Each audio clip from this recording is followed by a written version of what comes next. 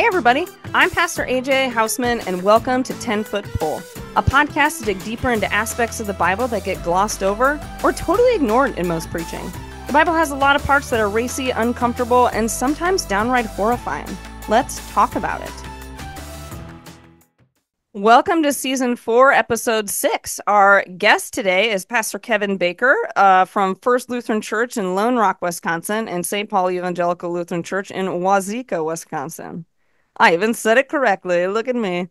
Good job. Welcome back, Kevin. Kevin hasn't been here since like the very beginning, so that's on me. There is no reason you should not have come back before now. So I appreciate you coming for this. I'm happy to do it and be back, and it's fun watching kind of how it's grown since Yeah, episode 3 or like whenever it was yeah. that I think it you was last 2, had me or on. yeah, like something like the very, very beginning. Yeah. Right. Um, yeah, we've definitely grown a lot. It's been really awesome, and I'm very grateful for the Delaware Maryland Synod in investing in this podcast. This ministry has been pivotal for a lot of people. I probably should share stories more, but the amount of people that like reach out to me and how much that this has made a difference in their faith and their understanding and finding a place where they can listen to pastors have hard conversations that don't often happen in churches or out of churches. For those that are looking for stuff, because we do also have a good chunk of listeners that like don't go to church because they can't find a church that in their area that really kind of works with them or doesn't have, a whole set of problems like most churches do. And it can be somewhat disheartening. And as we know, the millennials are like, I'd rather not go to church. But it doesn't mean that they don't have faith. It doesn't mean that they're not looking to have these deep theological conversations. It's just I think that there's a disconnect in the way our churches function these days and younger generations. Totally. I mean, between just the fact that we are so age dominated by older folks, which no offense to old baby boomers and greatest generation folks who might and silent generation folks who might be listening to this, but generational differences are real Yeah. in terms of how people think and view the world and expectations for how things should work in a church Mhm. environment for Yeah, sure. for Uh, sure. and also too, it's like I think we as Lutherans get to own the fact that the last time we got excited about a technological development, it was the printing press. So Fair, that's since where we're at. that Yeah. was kind of where we peaked, and since Yeah. then it's like, That's fair. I don't know about that television thing, Well, or well, what's a podcast there? look at you. I'm not sure about that. Your Wisconsin's coming out there. Yeah. You I know, don't know what to do with these things. Oh, oh, it's making noise on me. Okay. Um, yeah, apparently when I become an old Lutheran, like it's time to become a Garrison Keeler like character. exactly. Exactly. Um, it's one of my favorite accents to put on. And I one of the only ones I'm actually good at, which makes sense because, that's where I'm from. Iowa. Yeah. Yeah. Um, anyways, I hope everyone had a good 2-week break since our last episode. I know that I did not. And that's the world we live in. And Pastor Kevin and I were actually supposed to record this the day after the election, and it was not the day to talk about this particular topic. I was not going to handle it well. I know you weren't going to handle it well. Nope. Um, it's hard to talk about the apocalypse when you feel like it's upon you. And so we just take a moment and dive back into it. But so we are diving into a 4-week Advent series. I'm not going to do discussion guides for it, but the discussion questions will still be in the episode info for those that use those discussion guides. So the questions will still be there. There just won't be a separate document that goes with it.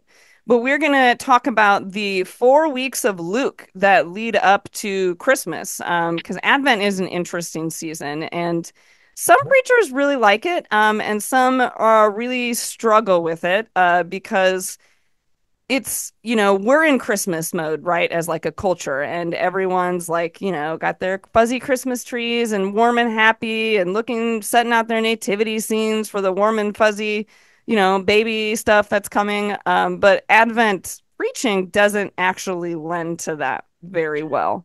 Not at all. I mean, Luke has 2 weeks of John the Baptist, like, Yeah. like calling people broods of vipers and Yeah. like laying out all of the reasons why we're all screwed for not Yeah. having And I like and again, followed God all the closely. preachers that I know either love or hate Advent because people want to hear the warm and fuzzy stuff in Advent. But that's not what our So the lectionary Revised is Common calling us to Lectionary focus does on. not want you to hear that. Nope, No. it's not at all. Which, Um, as somebody who is like, I am not. It's so funny because so my wife, like, I feel like I married Buddy the Elf in terms of like her love of Christmas, and I'm like, no, like I don't do that. Like, I'm not one of those folks who gets super excited about all the holly jolly Christmas stuff. So I Interesting. actually That love might that make because it's a you nice counterbalance. rare among pastors. Yeah, no, I love the incarnation. You can keep your wreath. There you go. It's like That's good. unless That's it's actually like a around nice four preaching candles. point right there. But all right, let's dive into this. So our first Luke text in Advent is Luke 21 verses 25 to 36. And this is when our apocalypse gets started. So I'm going to read the New Revised Standard Version Updated Edition. There will be signs in the sun, the moon, and the stars, and on the earth, distress among nations, confused by the roaring of the seas and the waves. People will faint from fear and foreboding of what is coming upon the world, for the powers of the heavens will be shaken. Then they will see the. Oh, I change all of the sons of man to heirs of humanity. I forgot to say that before I started reading. It's the language does lead to that. Again, just bringing out the okay.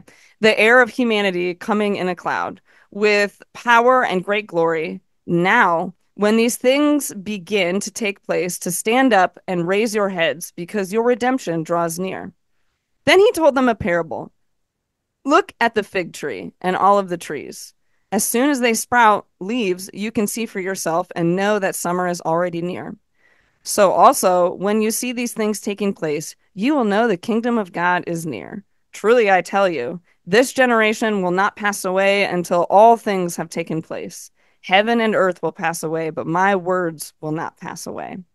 Be on guard so that your hearts are not weighed down with dissipation and drunkenness and the worries of this life, and the day does not catch you unexpectedly like a trap. For it will come upon all who live on the face of the whole earth. Be alert at all times, praying that you may have the strength to escape all these things that will take place and to stand before the heir of humanity. The gospel of the Lord. Thanks be to God. Yep, that's how I always feel when I read these. So just a little like context here. So this particular speech of Jesus takes place after he goes into Jerusalem on Palm Sunday and right before they plot to kill him. So this is in that first set of like big speeches that he does that week when he's in Jerusalem. Fine. And like this part here is kind of the tail end of like what in Luke is like a multi-chapter like kind of discourse that Jesus has Yep. going on, like interacting with the various leadership of like religious groups that kind of dominated the religious scene in Jerusalem, like Mm-hmm. in like in Judea at the time. And like this is kind of like the pinnacle of all of it. Like Yep.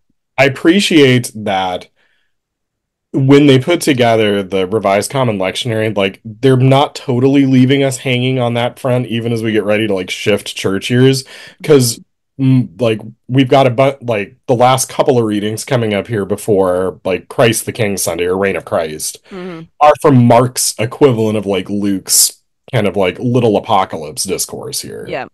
Mm-hmm. So like we do get a little bit like we get the parable of the widow and the two copper coins like preceding this. We get Jesus confronting a lot of the religious leadership around their hypocrisy and their Mm-hmm. willingness to support systems of oppression that are part of day-to-day life for folks in Roman occupied Judea. Yep. So this doesn't come out of as much out of nowhere as it feels like it does, but it's still it's like whoa, like Yeah, this is how we're starting the season of Advent. Right. Yeah. And just I think Kevin alluded to mentioning it, but the church year starts with Advent. So this is the Right. beginning of the church year. So for this text. Yeah. Um Which I always find it really amusing that like we kick off like the new church year in Advent with usually the absolute weirdest stuff in whichever gospel's turn it is that year. yeah, Because it's always things like this. yeah. So this is so Advent. It's a time of waiting, of preparedness, but not necessarily in the way that like we culturally do, right? Like it's not in the church world, it's not technically about waiting for Christmas, like the arrival of the infant. It's about being prepared, and the arrival of the second coming of Jesus is what this and so we have to intentionally, like, we put these in juxtaposition intentionally, right? That as we think about celebrating Jesus's coming into the world the first time, we're also then looking towards Jesus's second coming. And so that's why we get all of these weird apocalypsy texts of like what's going to happen and all these things when you see, another version of this nation will rise against nation and all those things. Which is why it makes it hard to read in 2024 to me more than it has been in the past. Yeah. Um, It's, Go for it. like when it feels like all of this stuff is, you know, hearing like nation rising against nation and, the end is coming soon and all of this stuff. It's like, Yeah. oh, didn't I just like read that like in the news this morning? Yeah, yeah, it feels that way for sure. So one like linguistic thing that I want to point out in here, and so in verse 26, the word that we translate as world is not cosmos, which is what we're used to. It's oikumene, which is more specific. It's like the political, economic, and cultural world. Specifically in the Greco-Roman time, it would have been the inhabited land.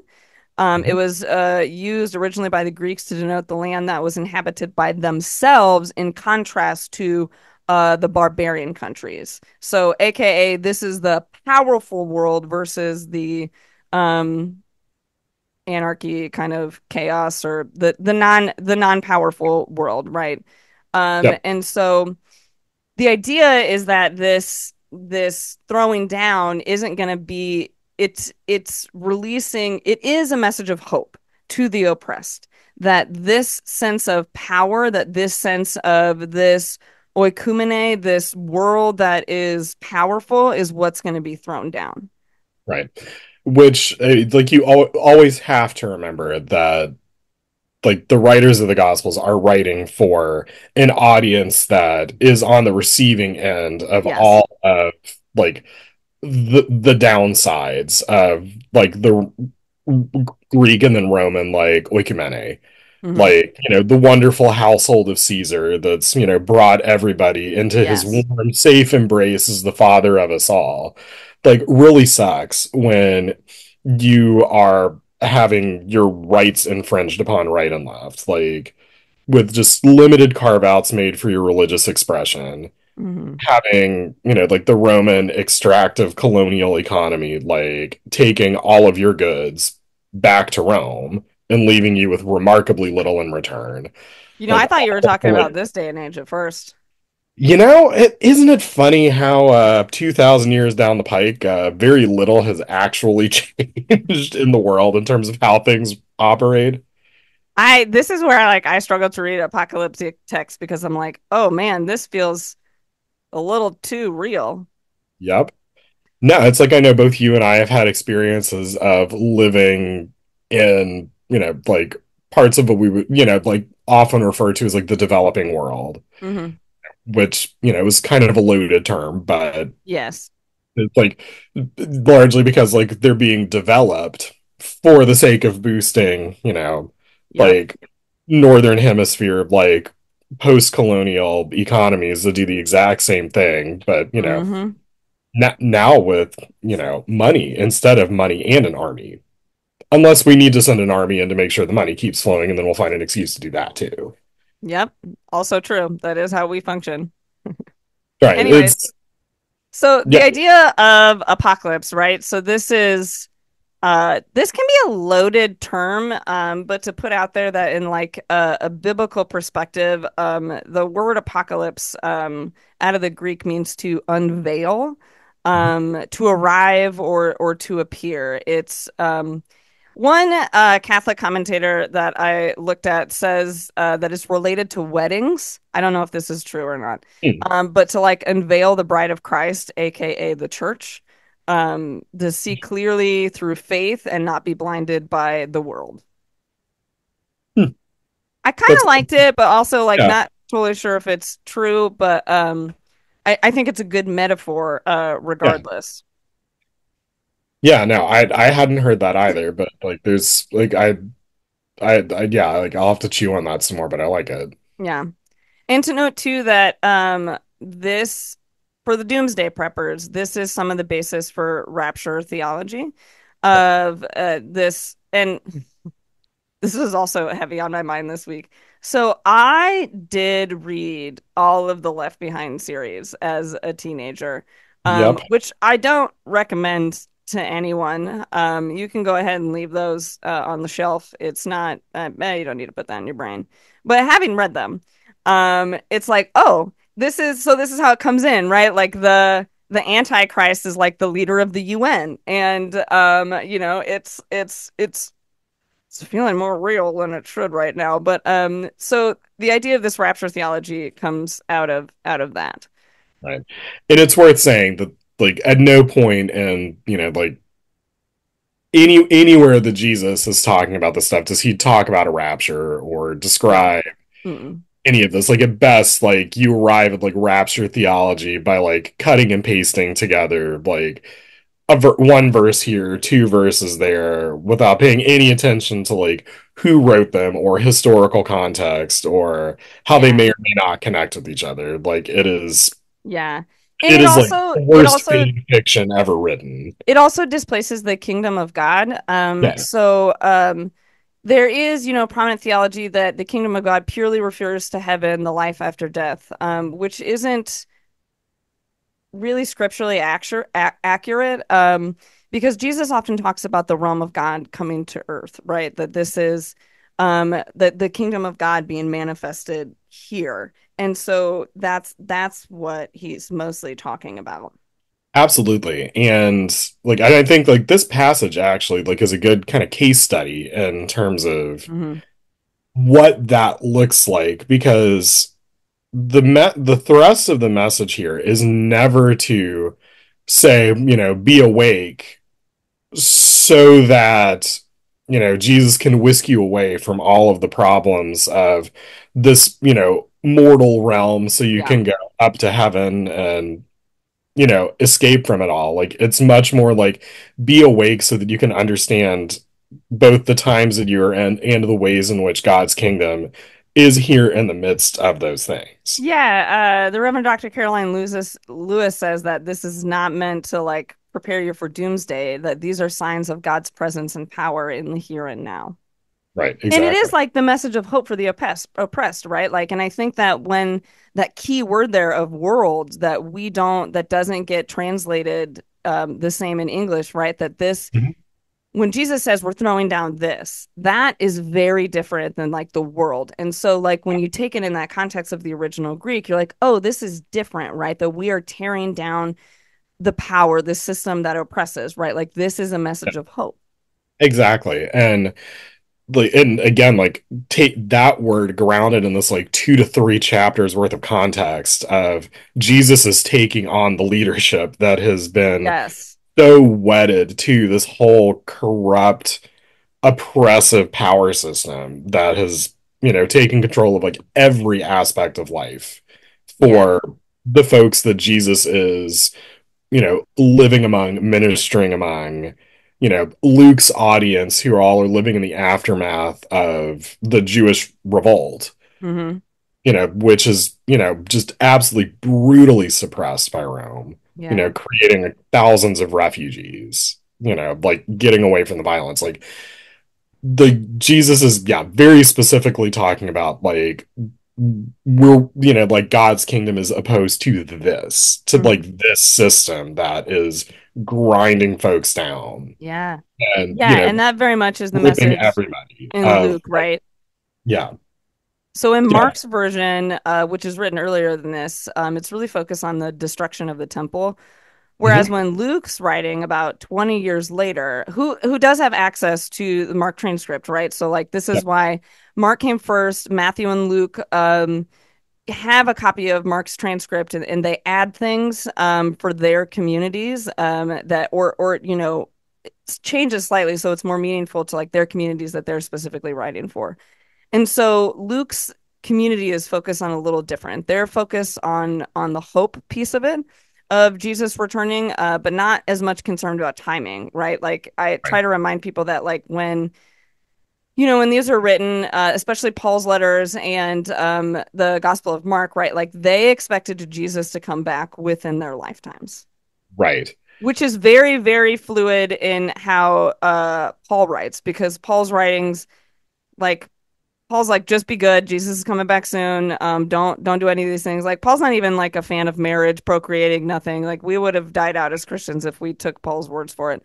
Um, but the idea then that like, okay, so they're a little bit farther away now, and so Luke's writing for a different purpose, and that's why like we said, with the Jewish revolt happening, right? That this is what he's saying is these powers, the worldly leaders, that's what's going to be thrown down.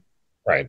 Yeah, like Luke is much more interested in giving people, yeah, hope that like this can all be turned around and the God's kingdom can be put, like be made more clearly manifest here and Hmm. now, like in daily life. Like perhaps with maybe a little bit more of a sense of like I don't necessarily want to say incrementalism, Yeah. but certainly there's not the same kind of sense that there is, like you said in Paul and Mark, of like, Jesus is coming back next Tuesday, so don't get carried away here. Like with things of this world, Luke is much more interested in like, well, how can we actually like be part of Yes. God's kingdom being, made manifest in some of these institutional things. Like Hmm. he doesn't put the huge emphasis on the destruction of the temple that Mark does, Right. partly because it's 20 years in the past now, Yeah. 15 to 20 years in the past for Luke. So it's nowhere near as immediate. But also part of it is like Jesus and Luke has been relatively pro temple. Like Hmm. he's not so much opposed to the reality of religious institutions so much as he is opposed to the corruption that's overtaken it and diverted it away from its true meaning, Hmm. like of being a representation of God's kingdom and a means of helping that become more faithfully manifest in the world. Hmm. Similarly, too, it's like like much of like the political thought about the oikumene here Hmm. is not that, oh, we're going to bring a collapsing down and then we're all going to go up to heaven. It's we're going to bring down this corrupt system and then we're Yes. going to look to that fig tree as a symbol of the fact that there is something better that is coming into bloom right now. Yes. Like, and we just need to hang in there and be patient and figure out how to be part of cultivating that solution rather than either just trying to escape from the problem and dive into that kind of stuff that drives that like left behind theology of I just want to get out of here, I like to me it's or like getting in bed with it's the authorities and becoming yeah. part of It's like navel gazing theology, right? Like if you it. only Yes, think about yourself and your own like future salvation, I think you miss most of what Jesus is saying. 100%. I mean, even Luther calls that out, like the Yeah. saying "Forbatus and say" that he talks about in his theology, like the person bent in on themselves, just yeah, so Yeah. And obsessed so with me and my own stuff. right, and we're supposed to look out, right? That like this is Yep, we talk about it, the to-do list. Love God, love your neighbor. And so like this is what I think is being manifested in this apocalyptic reading, right? Okay, we're being watchful. Well, what does that mean? What how do we prepare? right. Yeah, 100%. And a lot of the things that get pointed to as those signs here are, I mean, obviously they feel particularly relevant, like, Yeah.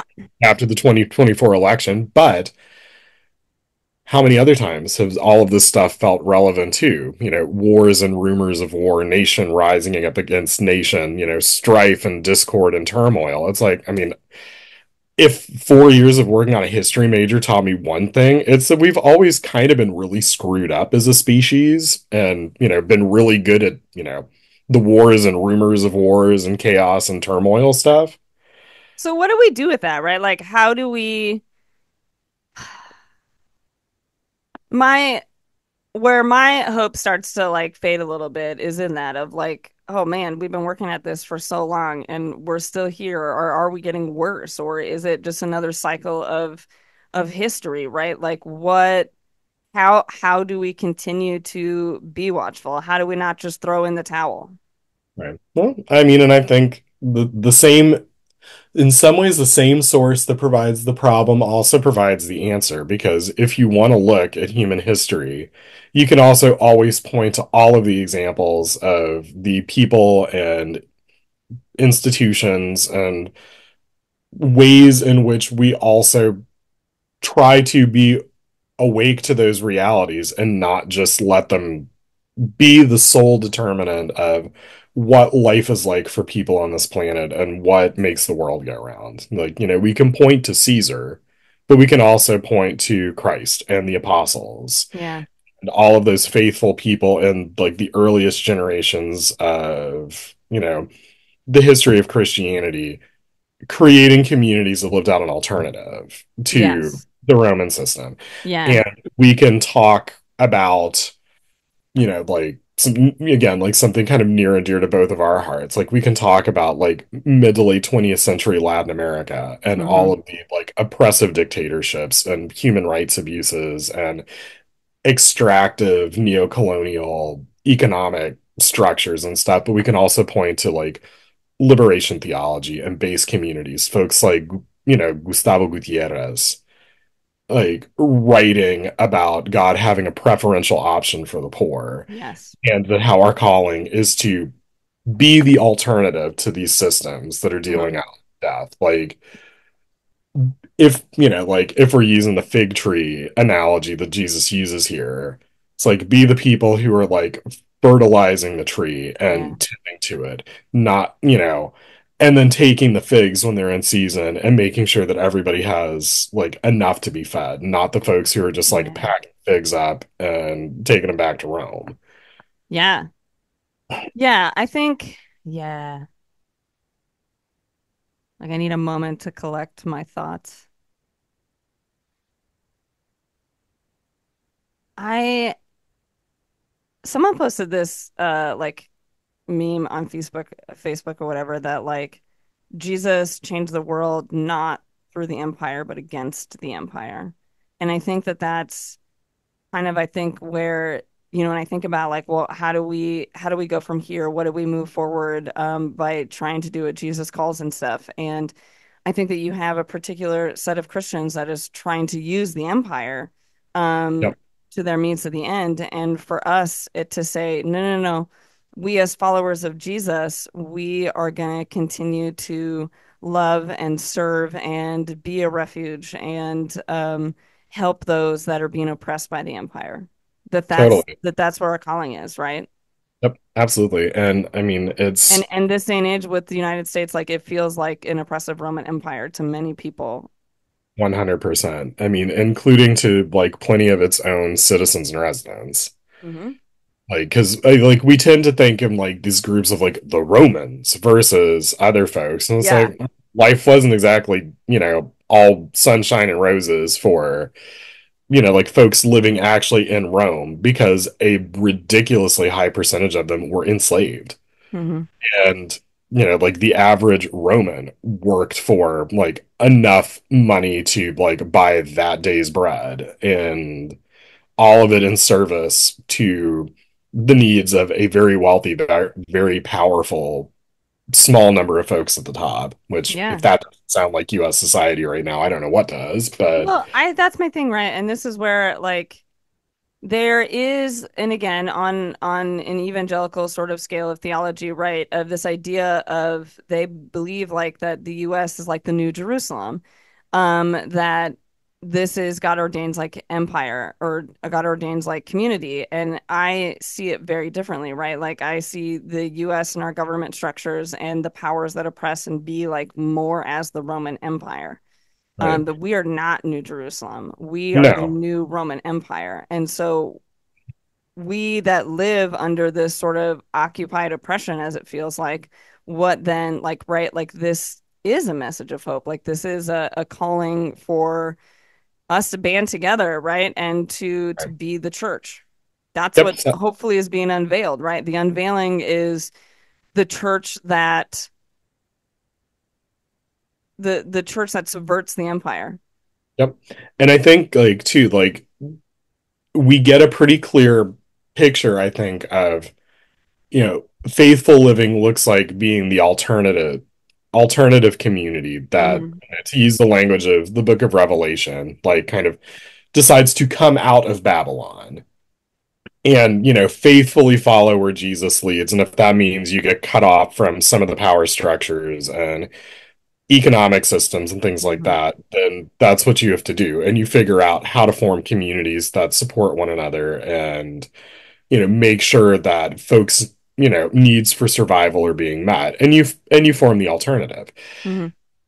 And I think that's what Luke points us toward here too, because again, with like this heavy emphasis in the lead up to this on how corrupt like the institutional system of Jewish religion has gotten, like with the temple Yeah. and stuff, how as it has tried to maintain its relevance by allying with the empire always wins. Mm. And we see that in Christian history too, because when Christianity in 325 with Constantine, kind of becoming the official religion of the Roman Empire and becoming an institutional force instead of an oppositional movement within the Hmm. empire.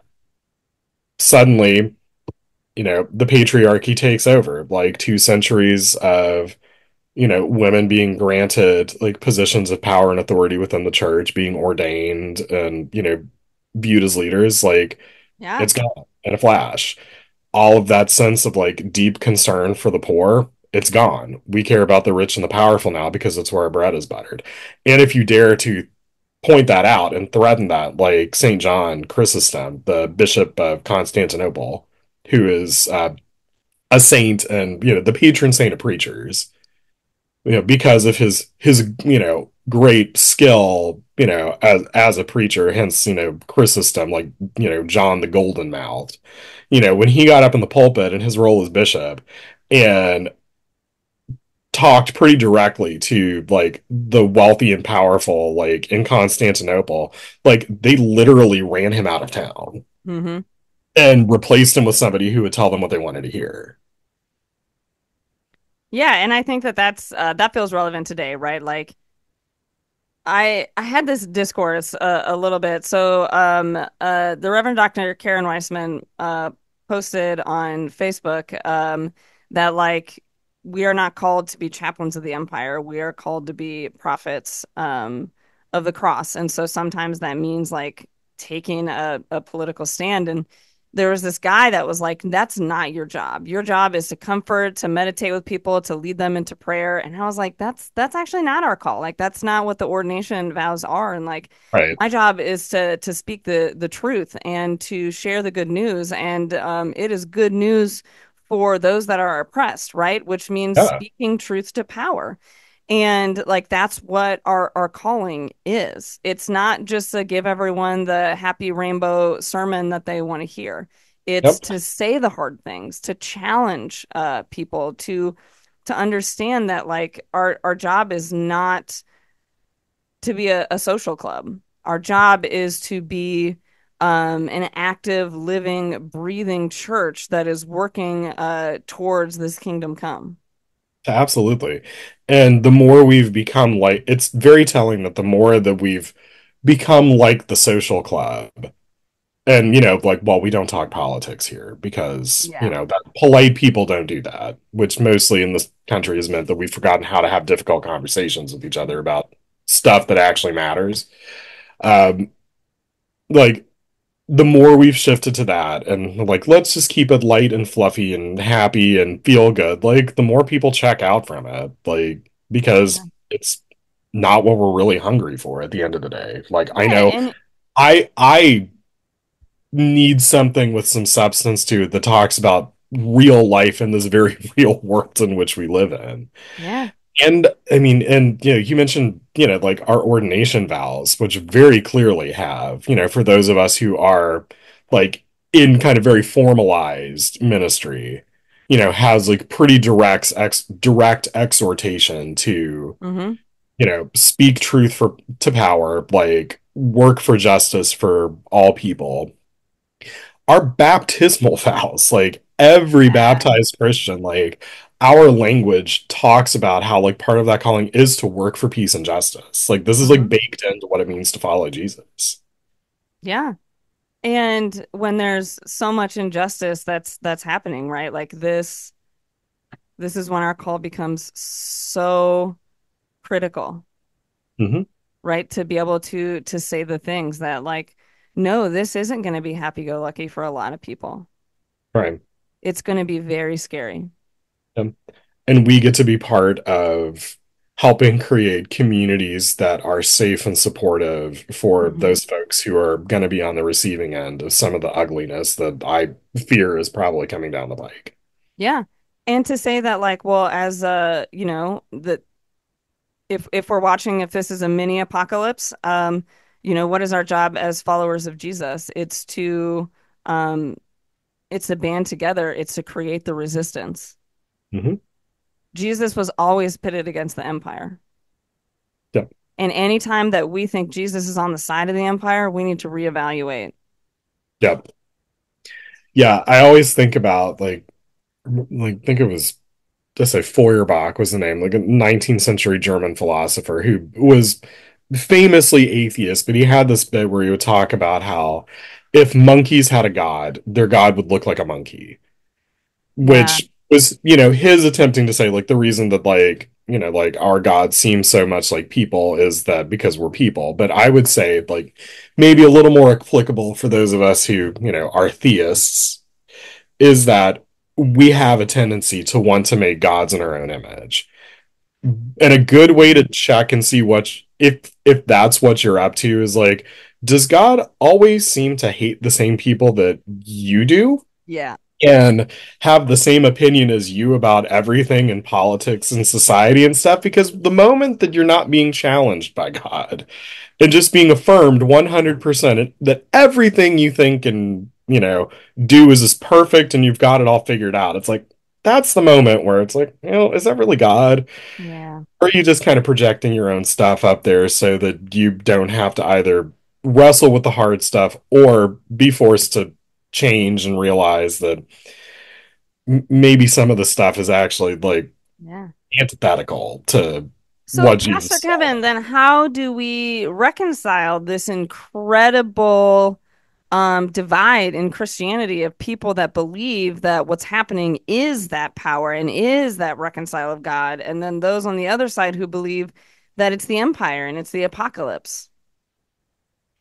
For me, some of it comes down to like, and this is going to sound like a Sunday school answer on some level, but it's like some of it really does come back to like asking the question of how can I like love my neighbor? Because I have found in my experience that I have never changed somebody's mind about all of this stuff just through preaching a great sermon about it. The places where I've seen people actually like think about it and change some of how they view the world and how they treat other people has been in actually meeting them where they're at, loving them for who they are, even if some of their views make me want to hit my head against a wall, and just kind of walking with them in that. Yeah, Some of that like gentle nudging of like, well, have you thought about how like it's like, like It's I know you relationships. don't understand. Right. It's like, I know you don't understand, like, this whole, people being transgender thing.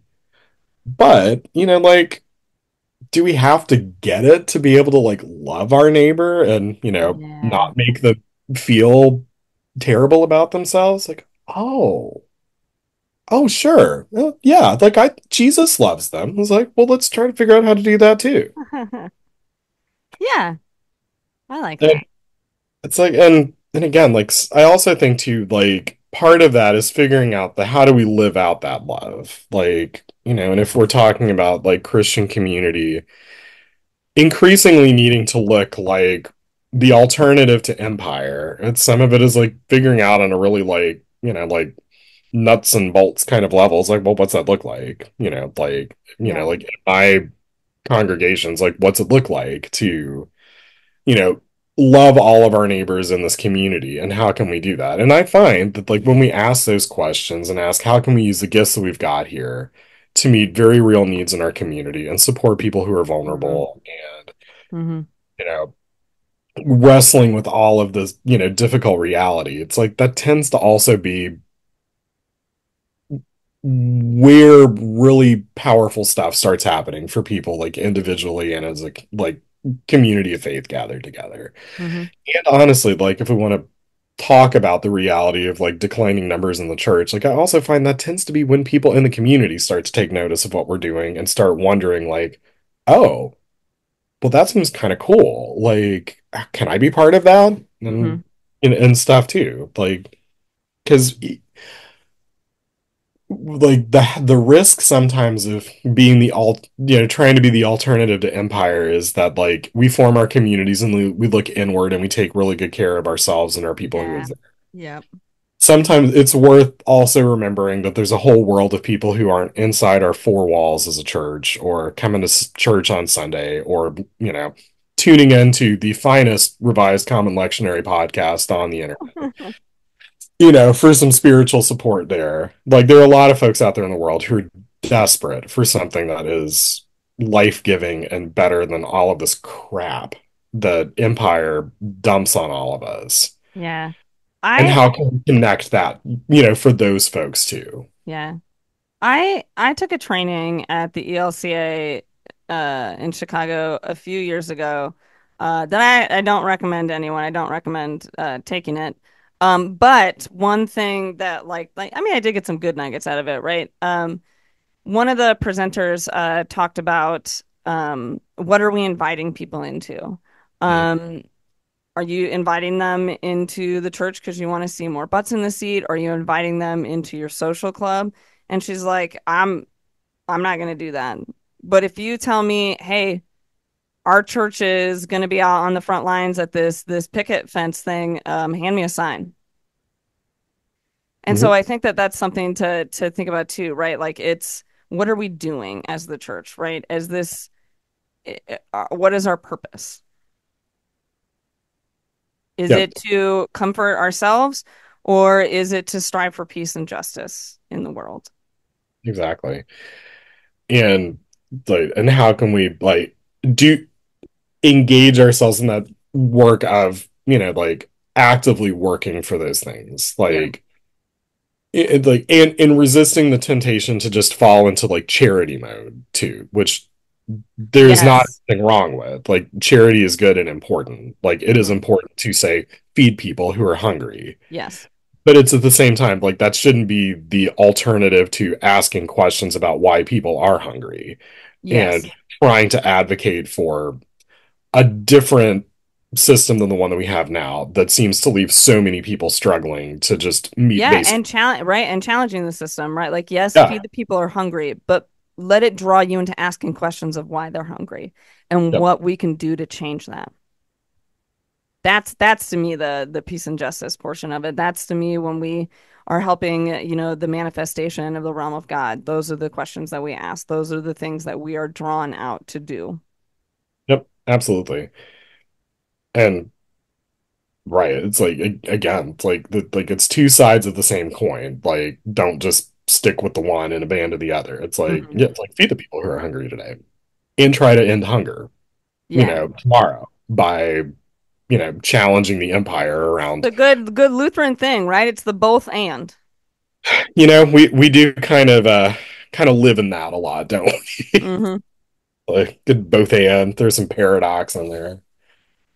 But yeah, just to like kind of bring it, full circle, right? Like this is the watchfulness, the wakefulness. This is tending the fig tree. This is the work that, we are to be doing in this middle time, right? Like as we that's what's been unveiled to us, right? Like this is what we're to do as we prepare for the heir of humanity and what that means for us in our lives and what does it mean, to challenge this world, the political world, the powers that be, right, that we are Yep, specifically pitted against that, and in a way that, like, when we're talking about this, like, peace and justice, right, systems of empires have to fall for many people to be included in that.